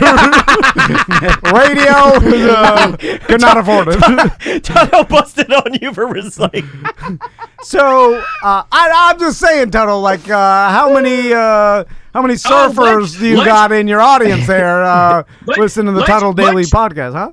Oh, what about this? Oh, I don't know anything about football. Let's take a stunt guy that jumps things, that wears a bear suit, and let's put him on a football team and get a 1-yard touchdown. And oh my God, he scored a touchdown. Well, what did that do with every time you guys have so the segment was Tuttle supposed to call it give us a little slice of Florida life, right? Yeah, and that was kind of Tom, and Tom every time Tuttle calls in, Tom starts a fight with him, and then Tuttle lashes back out at you with some, and then you guys get in these remember when fights. I don't want to do that. I'm talking about now. And you're two old men, fat old radio guys yelling at each other. I wish I had a kid so our kids could fight each other. Oh my God! Now, if you guys want to get me out of my house during COVID for an event that I would MC and be a part of, it's Tuttle's kid versus Tom's kid. Loser leaves town match. You want to know the most uncomfortable fight I ever had? I got into an argument with a kid on the baseball team, and my dad, like Southern dads. Yeah. The kid's dad, he was a coach. My dad was a coach, and we got into an argument. And they were like, they backed up the truck, and they let down the tailgate. And my dad and his dad sat on the tailgate, and they let us beat the absolute crap out of each other. And I'm like, how is that not child abuse? What is? And it's horrible mental abuse, really, because it's manipulative. There's a lot. Yeah. There's a lot of. Yeah. You got to be telling But that to a therapist. I almost bit that kid's nipple off. Wait a minute. Your dad's like, I do anything. And then when you bit his nipple off, he's like, I knew it was gay. Anything but that. God, don't be biting nipples. No. Who do you think you are, Johnny Weir? I knew he was gay.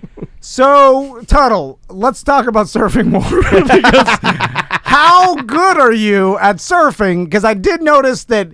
Well, he's I lean did now. not even get up on the board once. Oh, okay. Yeah, but he's sober. He's lean. He looks good. I've been following his pictures. You want to have a pose down, Tom? All right. You do a pose down on Tom and Dan. You guys can have the content. No. We will oil down. That's what I was going to say. If we do it like real fitness models do. I want Speedo. I want you guys to tan. And then I'll wear Speedo all day. And then Butler will oil you guys up. And then you come in and you have to have a little tag on your. And then you have to do that move where Tom flexes and you get mad and you get in front of him and you flex. And then he gets mad and he gets in front of you and flexes because that's what they do. Well, the pose down. Tom, can we please have a pose off? Come on, man. Let's Pose down. do one last run. Let's me and you go out on top with a pose down, and this will be the very last stunt that me and you ever do. Wait, Tactical Hat says tartar sauce wrestling match. Oh. I'm down. The funniest thing. I love Long John Silver's. The funniest thing Dobson ever said to this day is that Tuttle's body looks like Vern Troyer's. And I still laugh about it. And that's what actually that's what still keeps the job. I was like, the Vern Troyer. I will beat Dobson up just to prove you wrong, Tom. How much working out do you do, Tuttle? Because I see 3 times a day. 3 times a day. Oh my God.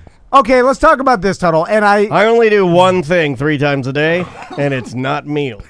So, I noticed I'm not rich enough to have a Peloton. I'm looking at your social media, Tuttle, and then I see because we've talked to you before, and we know that your parents have a place at the Hobo Fish Camp, and I just assumed all these years that you were staying with your parents in like a spare room or something like that. Then I saw on your social media that you look to be in an RV, and then I was like, oh, maybe that's Tuttle's house and he's staying in an RV at the Hobo Fish Camp, but I don't know.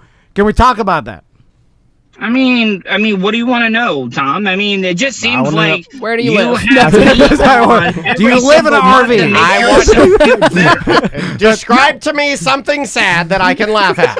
Oh, come No, I'm on. not. That's what I heard. That's what I heard. I'm not saying. I'm not. That's what I heard. I'm not saying bad or anything bad about it. I'm just saying, no. do you I live in an don't RV? mean to be a natural-born instigator, but all I No. heard there was, tell me I didn't say it like something that. sad, and No, I'll... it's not sad. You're putting that emotion into it. Okay. I just asked a technical question. Do you or Oh, don't you because live in an need, RV? oh, you No, tech- no. Do you have a schematic of where you live? Because Tom needs all the tech He needs the details. blueprints. I don't call it a hobo fish camp. That's something Tuttle came up with. So Oh, I what do just, you call it? If you want me to be honest, you have here. I'm gonna. What do you call It's- Oh, it? he's throwing his glasses Oh. off. Hold on. It's an Oak Hill RV resort or something No, like Tom, that. I'm Put the kind glasses of back on. tired of this, man. You've done this to me. Oh, he's doing the serious My turn. whole radio- I hate the serious turn. When he says, do you want me to be honest with you? You know it's going Yeah, down. okay, so what happened? Oh, come on, Sam. I mean, don't call me out. Listen, you don't know how to work like I have. You're not a seasoned veteran like myself that's man. broadcasting out of a What'd you do? goddamn 2006 P2 Cruiser. So can I talk a little bit? Yeah, Or okay, is the sorry. female going to tell me how to do my job? Go ahead, I'm Tuttle. All sorry. right. I'm sorry. No, it's gone now. That's great veteran work. I'm about to go 3,000. Let me take off my glasses. God, nothing. Listen, I'm not clowning you, Tuttle. I'm curious. Tom, I want to live in an RV. you want me to get real? You've done this to me the whole time through my whole radio career. No, I And haven't. and I'll say this. Like, you know how many years I put in before you even came into real radio? And just because you were on some porno film where you were doing stunts and stuff, and Russ likes gimmicks, Russ likes people that wear costumes, you came in guns a-blazing and passed me right by. You got all of it, and you've looked down at me ever since that moment. Tuttle, You let me treated me as an interrupt. inferior person. Tuttle, let me interrupt for just 1 second. I'm going to tell you something, and you tell me how this makes you feel. Yeah. The way I see it, it sounds as if the role that Tom's playing right now is forceful. He's somebody you look up to. It's somebody that you have a come on, relationship stop doing with, this. and there's a manipulative aspect to your relationship. In some ways, isn't Tom sitting on the tailgate of his truck and making you fight life? Yes. He's making you fight he life. is the dad. Yeah. He is the dad that just wanted to get entertainment out of it. You know what I say to you, Tots? If he does that to you, if this man's going to be manipulative and make you fight life, you need to bite life's nipple off. That's what I say. No, it just upsets me that I've tried to be a friend of Tom's. I've tried to be his compadre, his cohort, and you know what he's done? All he does is push me away. That's it. I help you, Tuttle. I'm trying to mention your surf sponsor. Help me. You don't Help reply. me. You I mean, text. help me, You don't surf reply sponsor. to any of my texts. I do reply to your text. It just takes me a couple days because it's a lot of, like Tell me You're about your still Fleetwood important. Prowler. it's the text version of a note that you'd find in the back of a U-Haul truck. You know what I'm saying? Hey, Tom, it doesn't make you fancy and living the good life when you take pictures of your weekend on the boat at Blue Springs National State Park. All the Volusia County people go to Blue Springs. So even people on welfare go to Blue Springs. I like Blue Springs. I know, but you're trying to like rub it in my face. Look at me. I got a boat. I'm at Blue Springs. No, you don't want to walk through that vulture crap swamp. That was garbage. You got an RV. I want an RV. Why don't you May guys not want swap? to live in it. Give him the boat. Hey, Give him the boat hey, for a Tom. weekend. You take the RV. Tom, you have a wife, you have kids. You know what I have? I'm divorced. I'm lonely. Okay. I'm living at home with my parents. I tried to kill myself a year ago. Come on. God damn. Everything's good, man. So yeah, keep rubbing it in my face. You've been doing it for the last 15 years. Just when I think I don't want to do this every month, when we do it, I get really happy and I enjoy the hell out of it. Hold on. I'll make a case that I want to live Tuttle's life because I don't think you could. Ooh, let's do life swap. Yeah. Life swap would be great. You Life can't swap. do it. How You about can't live this? one I'll night at take- Hobo I'll Fish Camp. take, Yeah, I could. Crystal, you can take my No, mom. you cannot. You cannot last one. You can't last one night. Yeah, I could. No, Yeah. no way. Dude, Oh it's- my God! Please make this happen. It's on the intercoastal. I can take my boat. I drove past Tuttle's No, house. you'd be I was too uncomfortable. ducking. You'd be. Hey, and Tom, just a little bit of a bonus. My mom has false teeth, and she takes them out at night. Come If on. you know what I'm All saying. right. Oh, my That's God. it. But She's Tuttle's- really attractive. Here's the thing. Like, But imagine, okay, Daniel, I'm going to set up a scenario for you. Okay, you obviously live in an RV. Oh, me? We've got that down. Actually, live in a fifth wheel. Get it right. Okay, Fifth fifth wheel. wheel. That's Oh, I like nicer. a fifth Okay, wheel, fifth yeah. wheel's nicer. So you got a fifth wheel. You got that Loft. the master bedroom loft above the tow hitch, and That's then where you put your weed. it adds extra space for the. Let's say you have this RV. You're right there in the ocean. Mosquito Lagoon's right there. You want to go fishing. You want to take your kayak out to Mosquito Lagoon for nothing stops me. higher than Chong. Yeah. Just out there. Me But- and God's country. by the way, I saw a lady last time I was there, and then she kayaked out to Firecracker Island and just was chain tooting her toot pen because no one smokes nicotine like that.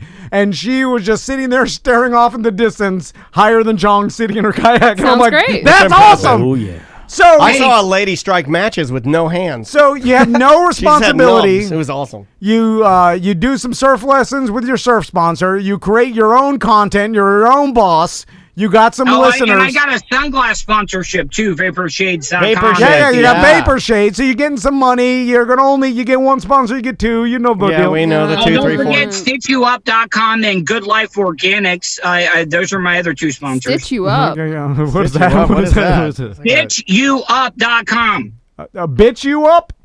No, Stitch. That's what I said. Oh. STITCHU. Don't call the doctor. Call me. I'll drive to your house and stitch you up. I won't ask questions. Gunshots, knife wounds.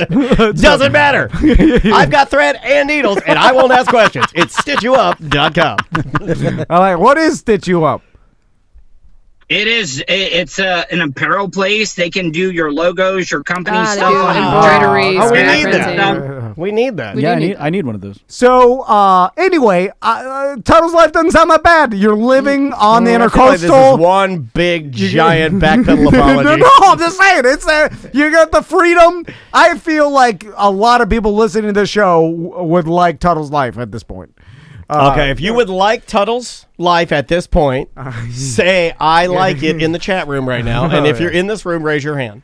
Tuttle, what's You don't want my life. You do not want my life. Hey, Nobody you know raised what? their hand. Hey, big hog, and I think he's slanging it every once in a while with Well, but some No, some I'm Oak on a Hill. year dry spell. Oh, year? Oh, my God. Ooh. That's a long time. Hey, hold on. You got to find some old lady. Don't you have some listeners that want to bang you? I mean, that happens.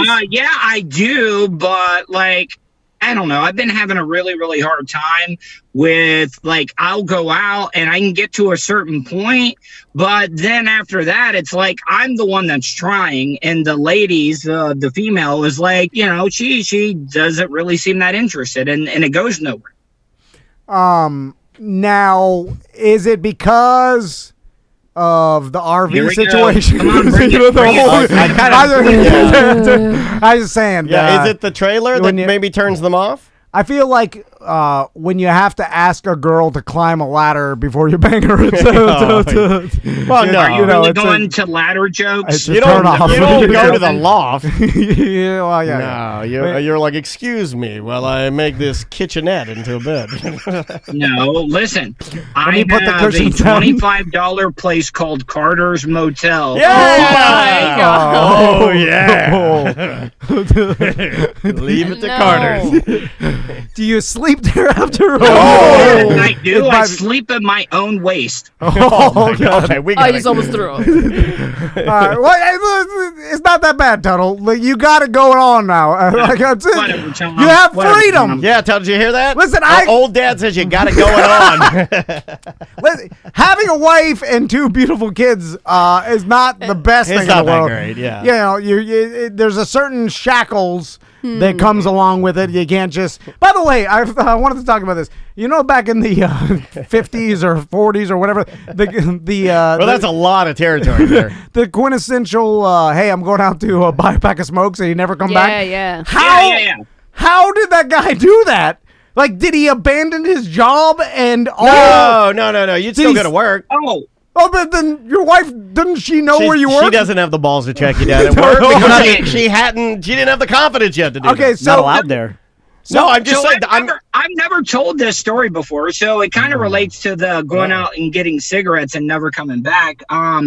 So in 2014, towards the end of my marriage, What are you whispering, Tom? Do I need to wrap it up? No. I'm trying. Aren't you a radio professional? You do the hand signal to your I don't producer. want you talking secrets about me, Tom, because you're trying to put that knife in my back all the time. No, he didn't say he wasn't. He was just saying, he looked at me and he's like, I gotta get out of here. and I'm like, you got to stay. I gotta distance myself. Yeah, I was like, you gotta stay and see it through. All right.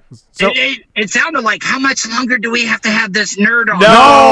No. It was close to that.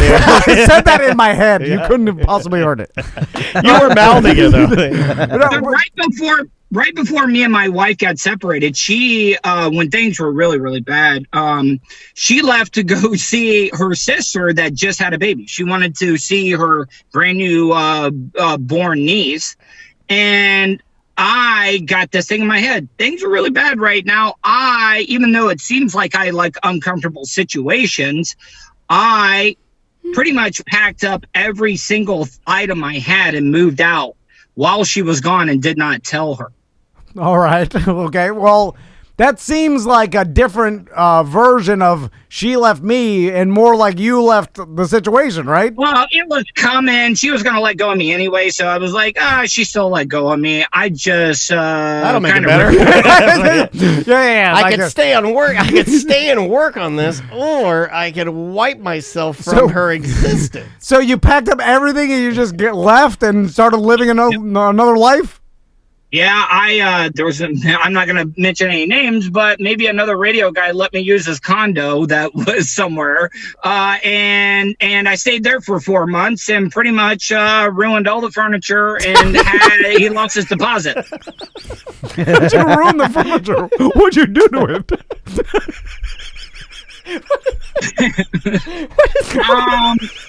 You wouldn't believe what I can do to a wooden frame bed. What a knife would have. What were you doing?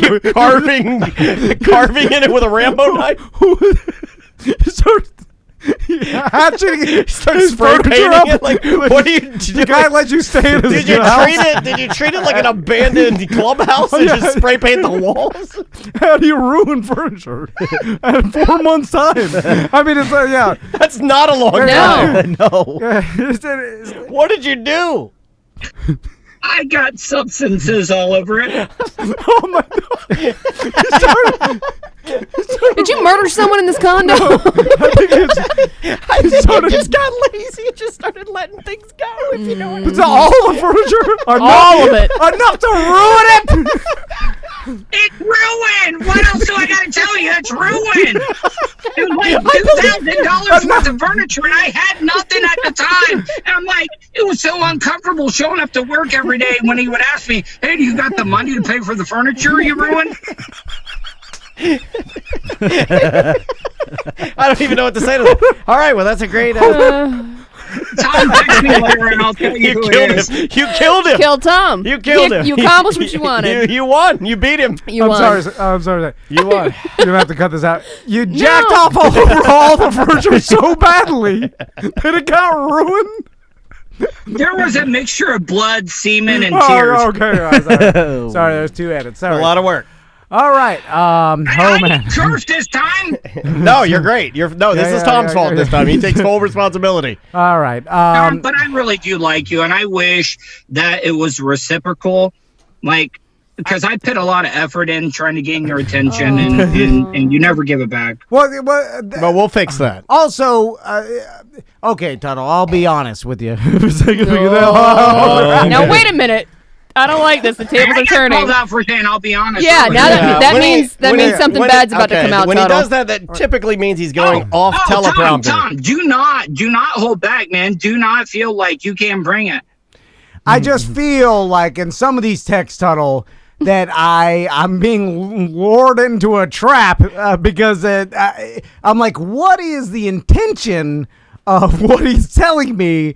I feel like, and maybe that's my fault. It's a distrust thing. Tom, I thought I showed my friendship when I shared my hydrocodones before we had an MMA fight at the Predators game. And you guys are bad people. You guys are just snitching on each other. You guys are bad. If I wasn't your friend, I wouldn't give you some blue meanies, 325, 10 milligram blue meanies. Nice. Let me Well, you correct were the Tom one as he's slamming trying your to elbow. villainize me as well. Apparently, on this show, if he's going down, everyone's going down with him. I did not take them. I handed them to Andrea to look up on Pill Finder. Yeah, because you don't trust a nerd when he hands you random I pills. don't trust anybody that listens to anything I've ever done. That's a good point. That should be my new shirt. Yeah. So anyway, I just feel like there's a little bit of misdirection going on in the text. That I'm like, why is he saying this? What does he mean by this? And then I get nervous and I gotta take a couple days to work it out. I thought I went fine. Tom, you are the only business person when somebody offers you that has a great resume in the business and offers to work for you for free. Yeah, I don't think we can use you right now. But it's like when... No, dude, you just gave that, like, weird, awkward smile, like, yeah, we hate you. No. It's more of he told me he was going to use the excuse you're overqualified. Yeah. It's like the Antonio Brown situation. Follow me with this. So I didn't take care of myself on somebody. And if you didn't have that crazy bleached blonde mustache, we would have hired you. It's like Antonio Brown. No one can argue that the guy's not talented. Oh, he's a specimen of athletic accomplishment. And a quality receiver. And good at what he does. On the Bucs, 31-3. So and no one can argue Tuttle. It doesn't know he's got the reps. He knows what he's doing. He's good on air. He's willing to do literally anything for the good of the show that he's on. And no one can argue that. But you get Antonio Brown on your team, and then things. Once you got him, you've been browned. Yeah. It's a 38-3. You took it right out of my mouth, Tuttle. I just feel like you're the Antonio Brown of podcast. There you go. Now he's honest with you. How does that make you feel? I'm not happy about having some sex charges on me. But I don't know about that. Sex charges, I'm just talking the general craziness. Liability issue. Yeah, the liability. Who knows? I'll say it. Tom was scared that you were going to say some things you shouldn't say to some of the hobos around the camp. What could happen? All right. What if? All right, I see. Back when you guys first started, you had this whole idea. Spend all my own money. Bring you guests, try to go out of my way, do all this. And I guess Tom just forgets about that. Daniel's the only one that ever remembers that type of stuff. What? Daniel? I don't even have my headphones on. I'm over here watching Black Mirror. Here's the thing, Tuttle. This is what you need to do because I feel like this is the most healthy for you. Why is he staring at us like that? Did he hang up? Oh my God, my truck's in the background. He's been driving. Oh my God! All the parts in the background. Wow. That's the worst freeze for you. I'm just going to leave that up. That's the rest of the show, just like that. Honestly. He's calling us back. Okay. He's back. I want to tell Tuttle that. Are you there? I apologize. My phone got way too hot, and I had to switch to the iPhone. It got hot. You're fine. How hot is it in your car? Because I am an audio nerd, and I don't want the air conditioner. I'm sitting in an 80-degree hot PT Cruiser right now. No, it sounds fine, man. No, come on. So, Tuttle, but I honestly believe this is the best scenario for you, and the healthiest scenario for you is to do your own content on your own terms and not work for anybody, because I agree with that. Oh, I thought that was... No, that was I thought he turned into... well, no, that was him actually hitting you with a poisonous blow dart. You'll be dead soon. So, but don't you agree, Tuttle? Now you don't have to worry about... Be your own boss. You don't have to piss anybody off. You just do what you want to do. You don't have to worry about burning any bridges or like impressing anybody or trying to, You want to know what this beat sounds like? It sounds like any boyfriend trying to break up with a girlfriend. It's me, not you. But sometimes that's right. Or sometimes it's just you and we don't want to tell you. But you'll call me when you're really, really drunk or high and be like, hey, I need some ass. Come on over. Yeah, Tom does that all the time. I forgot we were talking about a different situation, and I was like, that happens, Tom? I was kind of hoping that Tuttle would not talk about the fact that I do get high and call him for sex all the time. And it's really... it's awkward. And I promised him a bit. I tell him a lot of things. In the middle of sex, I'll promise him anything. So Tuttle, I'm like, you're the most beautiful girl in the world. Are you making a go at it right now with your own show? Like you gotta, you mentioned 4 or 5 different sponsors. All right. So I got that. What would you think for somebody like me? What price range? What I'm making off of the podcast after all my expenses? What would you think a monthly good price for me would be, Tom? Okay, since you're the business guy. All right, let me do He's some. pretty good at this, Tuds. And do some math here, just based on your social media following. Let's say I'm going to round about that, kind of get an idea of how many listeners you have, your daily podcast. The fact that you're doing it daily does increase numbers, which helps the advertisers. You want to look at monthly numbers. You got a good, I'm going to say you make $750 a month. No, $11.50. Whoa! I'm doing better than I thought. Nice job, buddy. There was a suggestion in the chat, Tuttle, that you start an OnlyFans page, maybe for some side cash. Do I have, I can do weird stuff, like sitting on balloons and popping balloons, or honestly, eating man, sushi. No. I don't do that. Don't blow all your party tricks. Right now, you don't really need to do much. Just make things full size, if you know what I mean. Just show that. Yeah, just show that. I don't even really think you'd have to do much, because there are ladies that like. Oh, like Dirk Diggler? Like Dirk Diggler? Yeah. Just out of curiosity, you'll probably make a couple $100 a month right off the bat. For sure. Just from our listeners, just seeing. Yeah, we've seen it. It's pretty impressive. I'd log in just to refresh my memory. Yeah. And then, and even though like I'm into women and stuff, I will do private sessions with dudes if I have to, Yeah, why not? Hey, it worked for Simon Rex from MTV. He used to make. Is that a bad thing? You don't even have. I don't think so. If you're pulling in that advertising money, and how long have you been doing the podcast? It's been only since March. Okay, yeah, it's not even a year yet. No, you're fine. Yeah, he's gonna end up. He's gonna screw around and end up starting his own company. By this time next year, you'll be making double that, and that's King's Ransom over there at the Hobo Fish Camp. Well, then he upgrades what he's in. Next thing you know, he just grows it out. Next thing you know, you buy the whole damn camp. I have an aluminum storage shed that I'm going to put a window shaker in and make that my new studio. All right. I like that, yeah. Is that now code for AC? I don't know. Push lawnmower in the background I think when I'm streaming. It works for Mark Maron. Yeah. Go ultra, lo-fi hobo. All right, Tuttle. We got to go. All right, guys. I appreciate it. Thank you so much. I love you guys. We love you too, Sam, buddy. You're the best. You are the best producer ever to be on Tom and Dan. And Tom and Dan are so lucky to have you, Sam. Thanks, Tuttle. I see what he's doing now. He's turning his back on him. All right, buddy. Stay safe, okay? Love you guys. Love you too, man. Tuttle's Daily Podcast. It's on there. You'll find it. You guys are crazy. Well, you and him are crazy. I think they secretly are in love with each other. I'm the most normal of the show. Yeah. No, that is not true. In this scenario, I am. It's just because of our beginnings and came up together. Around the same time. You'll always be linked together, and for that, I'm glad. Always. That one I can distance myself from a lot. It's nice. You were in the same position. It's like a relief. You just had talent. When I hang up on him, when I hang up the Skype call, it's like waking up after an election. No matter what happened, it's just over. I don't care. It's just over. Yeah. I can breathe again. I'm just glad I got my TV back. I got my yard back. All right. Bye-bye.